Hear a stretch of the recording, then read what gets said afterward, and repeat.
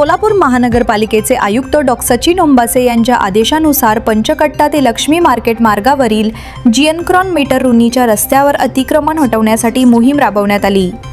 अतिक्रमण विभागाच्या कारवाईत 53 अतिक्रमणधारकांची नोंद झाली असून त्यामध्ये 5 घरमालक आणि 48 दुकानदारांचा समावेश आहे।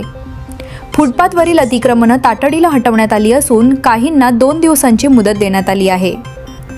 या कारवाई दरम्यान लाकडी, लोखंडी साहित्य, कुंड्या, खुर्च्या आणि दुकानासमोरील वस्तू असा मोठ्या प्रमाणात अतिक्रमित माल जप्त करण्यात आला।